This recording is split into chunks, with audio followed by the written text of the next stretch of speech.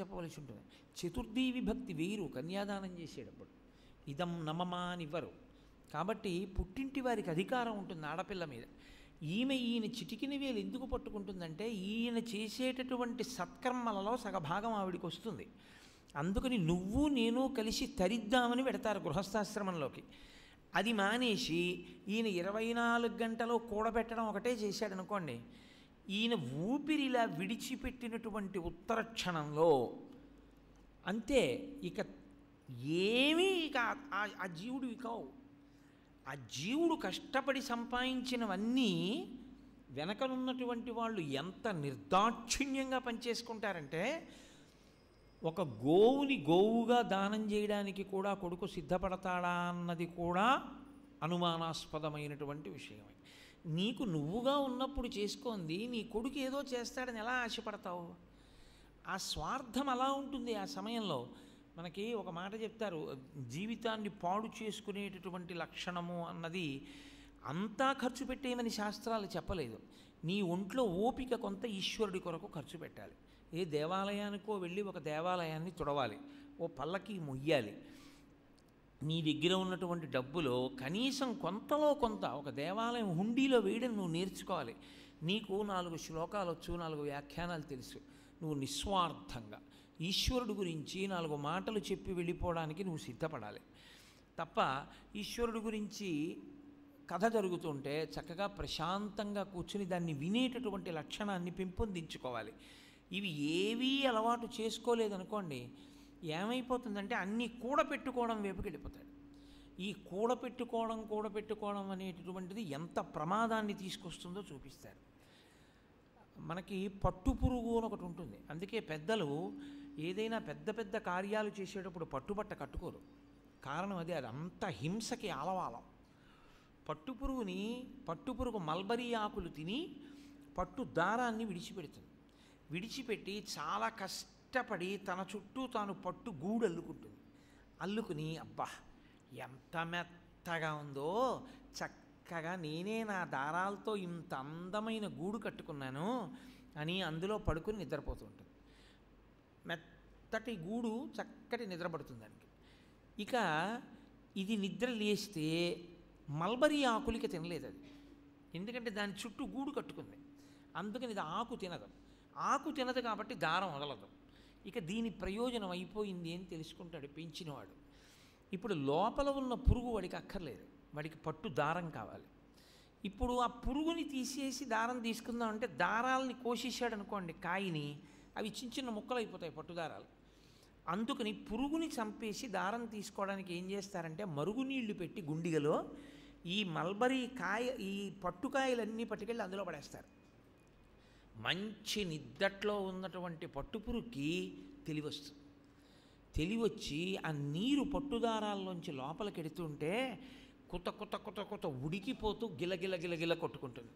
కానీ బయటికి రావడానికి అడ్డం తాను కట్టుకున్న గూడే. తాను కట్టుకున్న గూడు వల్ల తాను పైకి రాలేక అందులోనే చనిపోతుంది.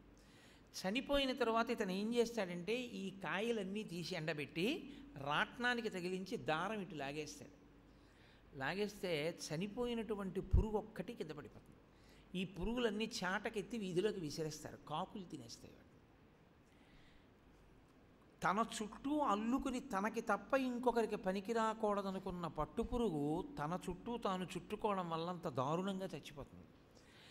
ఒకరికి పెట్టి బతకాలనుకున్నటువంటి వ్యక్తులు అమృతత్వాన్ని పొందుతారు. అందుకే నువ్వు ఏం పెట్టాలి అంటే అందరికీ ఐశ్వర్యం ఉండాలని లేదు, అందరూ ఏదో పెద్ద పెద్ద పనులే చెయ్యాలని ఏం లేదు. నీకంటూ నీకొక స్థాయిని ఈశ్వరుడు ఇచ్చాడుగా, నీ స్థాయిలో నువ్వెందుకు చేయలేవు? అన్నీ హరిప్రసాద్ గారే చేస్తారు శారదాపీఠంలో, మనం ఎవరం ఏమి ఇవ్వకూడదన్న భావన తప్పు. మనకున్నది పట్టుకెళ్ళి మనం హుండీలో వెయ్యాలి అంతే. హరిప్రసాద్ గారికి ఒక్కరే కాదుగా తరించవలసింది, అందరూ తరించాలిగా. ఎవరికి వారు తరించవలసినటువంటి విషయం చంద్రశేఖర భారతీ స్వామి వారు చెప్తుండేవారు, కొన్ని 10 మందితో చెయ్యాలి, కొన్ని ఒక్కడే చెయ్యాలి. పల్లకీ మోసినప్పుడు 10 మంది కలిసి మొయ్యాలి, ఆకలేసి అన్నం తిన్నప్పుడు ఎవడికి వాడు తినాలి. అంతేగాని పల్లకి 10 మంది మోసాం కదండి, అన్నం తినేటప్పుడు కూడా 10 మందిని కలిపే అన్నం తింటామని అనకూడదు. నీ ఆకలి నువ్వు తినాలంతే. కాబట్టి నువ్వు తరించడానికి నీకు ఇచ్చిన దాంట్లో నువ్వేం చేయగలవు ఈశ్వరుడికి? పావలా కాసు ఉండిలో వేయలేవు, ఏమి నష్టం ఏం లేదు, దానికి బాధ ఏం లేదు. నీ ఇల్లు తుడుచుకున్నట్టు ఏడాదికో 4 మాటలు వచ్చి దేవస్థానాన్ని తుడవగలవా? కడిగి ముగ్గు పెట్టగలవా ఈశ్వరుడి ముందు? చాలు, తరించిపోతావు. బ్రహ్మోత్తర ఖండము అని స్కాందంలో ఒక ఖండం, ఆ ఖండంలో ఒక మాట చెప్తారు. ఒక డేగ ఒక పక్షిని తరివింది, పిచ్చుక వంటి చిన్న పక్షి. అది భయపడిపోయి వెంకటాచలం ఆనంద నిలయంలోకి వెళ్ళిపోయింది. ఆనంద నిలయంలోకి వెళ్ళిపోయి డేగ తరువుకొచ్చిందన్న భయంతో గిరగిరగిరగిర ఎగిరింది. ఆ ఎగరడంలో దాని యొక్క రెక్కల చప్పుడుకి, ఆ రెక్కల నుంచి వచ్చినటువంటి గాలికి వెంకటేశ్వర స్వామి వారి దేవాలయంలో ఉన్నటువంటి ధూళి కొంత పక్కకి తుడవబడింది. దాన్ని రాజకుమారుడిగా జన్మించేటట్టుగా అధికారం ఇచ్చాడు ఈశ్వరుడు. నువ్వు నా గుడి తుడిచావు. తెలుసుకోవడం ఒకెత్తు, తెలుసుకున్న దాన్ని పూనికతో ఆచరించడం ఒకెత్తు. అది చాలా సంతోషకరమైన విషయం. ఎప్పుడు అంటే తెలుసుకున్న దాన్ని ఆచరిస్తేనే. అప్పర్ జ్ఞాన సంబంధర్ అని 63 మంది నాయనార్లలో వాళ్ళిద్దరూ ప్రముఖమైన నాయనార్లు. అప్పర్ పెద్దవారు, జ్ఞాన సంబంధర్ చిన్నవారు. కానీ జ్ఞాన సంబంధర్ యొక్క జ్ఞాన స్థాయి వేరు. ఈ ఇద్దరు ఎప్పుడైనా ఎక్కడైనా శివాలయానికి వెడితే, ఒకానొకప్పుడు వాళ్ళు వేదారణ్యం దగ్గర ఓ శివాలయానికి వెళ్ళారు. వెళ్ళినప్పుడు అది శిథిలం అయిపోయి కనపడింది. దీన్ని మేము ప్రతిరోజు పునరుద్ధరణ పనులు చేపడతాం, ఈశ్వర ఆ వచ్చిన కార్మికులకు ఇవ్వవలసినటువంటి డబ్బు నువ్వే ఇప్పించాలి అని ఇద్దరూ సంకల్పం చేశారు. ప్రతిరోజు కార్మికుల్ని పెట్టి దేవాలయం అంతా బాగు చేయించి ఒక కన్నంలో చేయి పెట్టేవారు. ఇద్దరికీ 2 బంగారు నాణ్యాలు వచ్చేవి. అప్పర్ బంగారు నాణ్యాన్ని పట్టుకెడితే దుకాణానికి, ఇందులో బంగారం ఎక్కువ ఉందని ఎక్కువ ధరిచ్చేవారు. జ్ఞాన సంబంధర్కి దొరికేటటువంటి బంగారు నాణ్యానికి ఇందులో బంగారం తక్కువ ఉంది అని చెప్పి తక్కువ డబ్బు ఇచ్చేవారు. ఇలా ఎందుకు జరుగుతోంది ప్రతిరోజు అని జ్ఞాన సంబంధర్కి బాధ కలిగి పరమశివుణ్ణి ప్రశ్నించాడు. ప్రశ్నిస్తే పరమేశ్వరుడు అన్నాడు, నువ్వు ఎంతసేపు పత్రికలు పాడతావు, 10 మందికి చెప్తావు, నీ అంత నువ్వేం చెయ్యవు. అప్పర్ అలా కాదు, తాను చెప్తాడు, తాను చేస్తాడు. ప్రతిరోజు అప్పర్ జీవితంలో శివాలయాన్ని తుడుస్తూ ఉండేవారు ఆయన. ఇప్పటికీ కాకినాడ పట్టణంలో నాకు తెలుసు, గుళ్ళకి వెళ్ళినప్పుడు చూస్తూ ఉంటాను. పెద్ద పెద్ద అధికారులు వాళ్ళు ఇదే కార్యక్రమం కింద పెట్టుకుని రోజు కారులో వచ్చేసి ఓ లుంగి కట్టుకుని వచ్చేసి, చొక్కా బనీను కూడా తీసేసి ఆ లుంగి పైకి కట్టుకుని గుడి తుడిచి వెళ్ళిపోతూ ఉంటారు వాళ్ళు. అంటే అది చేతకాక కాదు, లేకపోతే ఏదో తక్కువ స్థాయి అని కాదు, ఈశ్వరుడికి ఏదో ఒక సేవ చేయి. ఓ పల్లకీ వెడుతోంది, పరమ సంతోషంగా నువ్వు పల్లకీ పట్టుకోవాలి. ఈశ్వరుడి నామం జరుగుతోంది, గట్టిగా చక్కగా నామం చెప్పాలి. ఈశ్వరుడి కథాక్రమం జరుగుతోంది, సంతోషంగా ఈశ్వరుడి యొక్క కథ వినాలి. నీకు చెప్పగలిగిన ప్రజ్ఞ ఉంది, పరమ సంతోషంగా ఈశ్వరుని యొక్క కథ చెప్పాలి. దానికి శరీరాన్ని ఎవడు వాడతాడో వాడు సంసారమునందు ప్రవేశించితే వాడు చేస్తున్న పుణ్యంలో సగం వాడి భార్యకి వెళ్ళిపోతుంది. ఎందుకు అలా ఇవ్వడం అంటారేమో, ఈయనకి అన్నం వండి పెట్టింది ఆవిడ, అందుకని సగం ఆవిడికి వేసేస్తారు. అసలు శాస్త్రంలో గమ్మత్తు ఏమిటంటే, మహాభక్తుడైనటువంటి వాడి భార్య ఖాతాలో ఉన్న పుణ్యం కన్నా ఆయన పుణ్యం తక్కువ ఉంటుంది. ఎందుకో తెలుసా అండి? ఈయన చేసిన దాంట్లో సగం ఆవిడికి ఎడుతూ ఉంటుంది. ఆవిడ రామరామ అంటే అందులో సగం ఈయనకి ఇవ్వరు. నీకు అన్నం వండి పెట్టి మిగిలిన కాలంలో ఆవిడ రామరామ అందుకని ఆవిడ పుణ్యం ఆవిడదే అంటారు. అందుకే నేను యథార్థం మీతో మనవి చేస్తున్నాను, ఒక పురుషుడిగా తరించడం కన్నా ఒక స్త్రీగా తరించడం చాలా తేలిక. నేను ఈశ్వరుడికి నైవేద్యం పెడితే నేను బాగా ధ్యానం చేస్తూ ఈశ్వరుడికి నివేదన పెడితేనే అందుతుంది. యోమే భక్త్యా ప్రయచ్చతి, పరమభక్తితో పెడితేనే అందుతుంది. ఒక స్త్రీకి ఆ ఇబ్బంది లేదు. దీనోవా రాజ్యహీనోవా యోమీ భర్త సమీ గురు తం నిత్యమనురక్తాస్మి యథారూపాం సువర్చల అంటుంది సీతమ్మ రామాయణంలో. భర్తయే దైవం కాబట్టి భర్తకి పట్టుకొచ్చి పలహారం పెడితే బాలభోగం చేసినట్టే. భర్తకి మధ్యాహ్నం ప్రియమార అన్నం పెడితే మహానైవేద్యం పెట్టినట్టే. భర్త కాళ్ళు ఒత్తితే పరమేశ్వరుడి పాద సంవాహనం చేసినట్టే. అది భర్తకి కుదరదు. అలాగే నేను పెడతానండి ఇడ్లీ, నాకు వస్తుందా అంటే వేయరు ఖాతాలు, ఎవరి ధర్మం వారిదే. అందుకని నిజానికి స్త్రీగా పుణ్యాన్ని సంపాదించుకోవడం చాలా తేలిక.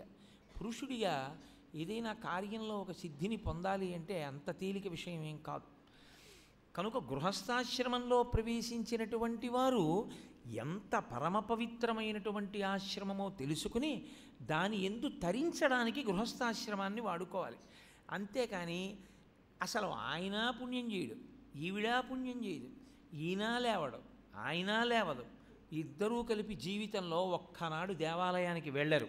ఒక దేవాలయానికి వెళ్ళినా ఎలా వెళ్ళాలో అలా వెళ్ళరు. ఒక్కనాడు దేవాలయంలో కొబ్బరికాయ కొట్టడం రాదు. ఆచమనం చెయ్యండి అంటే ఆచమనం చేయడం 3 మాటలు నీళ్ళు ఎలా పుచ్చుకోవాలో తెలియదు.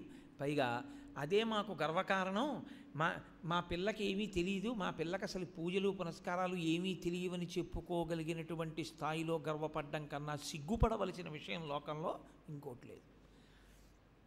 కాబట్టి నేర్పుకోవలసి ఉంటుంది పిల్లలకి. కనుక గృహస్థాశ్రమము తరించడానికి వచ్చింది. ఆ గృహస్థాశ్రమాన్ని పాడు చేసుకుంటే పట్టుపురుగుల ఆశ్రమాన్ని దోషమా, నీది దోషమా? వ్యక్తిది దోషం తప్ప ఆశ్రమాన్ని ఎందుకు నిందించడం? నేను ఒక డాక్టర్ గారి దగ్గరికి వెళ్ళాను అనుకోండి, నాకు కడుపులో బాగులేదండి, ఏమిటో కడుపులో కొంచెం గుడగొడలాడుతోందండి, డాక్టర్ గారి దగ్గరికి వెళ్ళాను అనుకోండి, ఆయన నాకు పొరపాటు మాత్రం ఒకటి ఇచ్చాడు అనుకోండి, ఆ ఇవ్వడం వల్ల నాకు కడుపులో మంట ఎక్కువైపోయింది అనుకోండి, ఇప్పుడు మొత్తం వైద్య వ్యవస్థది దోషమా, ఒక వైద్యుడిది దోషమా? ఒక వైద్యుడిది దోషం. నేను ఇంకొక వైద్యుడి దగ్గరికి వెడితే ఈయన చేసినటువంటి పొరపాటు వైద్య విధానాన్ని దిద్ది ఆయన నన్ను ఉద్ధరించవచ్చు, ఆయన 2 రోజుల్లో తగ్గిపోయేటట్టుగా చేయొచ్చు. అప్పుడు వైద్య విధానమునందు దోషము లేదు, వైద్యుని యందు దోషం ఉంది. ఆశ్రమ వ్యవస్థ యందు దోషము లేదు. ఆశ్రమాన్ని నీకు వాడుకోవడం చేత కాక నువ్వు పాడు చేసావు. నీకు దాన్ని ఎలా ఉపయోగించుకోవాలో చేత కాలేదు. ఎలా ఉపయోగించుకోవాలో చేత కాని వాడికి పాల సముద్రంలో పుట్టినటువంటి పర్వతానికి ఉన్న 3 శిఖరాల మీద తిరగడం ఒక్కటే అలవాటు అవుతుంది. అది పుట్టింది పాల సముద్రంలో, ఇది నిలబడుతున్నది లోపల పరమేశ్వరుడు ఉండి నిర్వహణ చేస్తున్నాడు కాబట్టి అదే పాల సముద్రంలో పుట్టడం. దీనికే ఇదే పర్వతం అంటే దీనికే 3 శిఖరాలు ఉన్నాయి. అవే బంగారు శిఖరము, వెండి శిఖరము, ఇనప శిఖరము. బంగారు, వెండి, ఇనుము అంటే సత్వగుణము, రజోగుణము, తమోగుణము, ఇంకా మాట్లాడితే జాగృత, స్వప్న, సుషుప్తి అనబడేటటువంటి 3 అవస్థలు. చూడండి అందుకే అసలు పూర్వం పెద్దలు ఒక నిర్ణయం చేశారు. యజ్ఞోపవీతం ఈశ్వర కార్యమునందు లేకపోతే మెళ్ళో దండగా వేసుకోమని చెప్పారు. భుజం మించి ఉండడానికి వీల్లేదు. ఆఫీస్కి వెళ్ళిపోతున్నాడు అనుకోండి, మెళ్ళో దండ కింద వేసుకుని వెళ్ళిపోవాలి. ఎంతసేపు ఈశ్వరారాధన ఎందుంటాడో అంతసేపు మాత్రమే దాన్ని ఎడమ భుజం మించి వేసుకుంటాడు. ఇప్పుడు అలా ఎందుకు అది పెట్టారో తెలుసా అండి? నీకే తెలుస్తుంది ఒక రోజులో నువ్వు ఎంతసేపు ఈశ్వరుని యందు నిలబడుతున్నావు. నువ్వు ఆఫీస్కి వెళ్ళి కూర్చుని పని చేయడాన్ని కూడా ఈశ్వరారాధనగా మార్చుకోవాలి.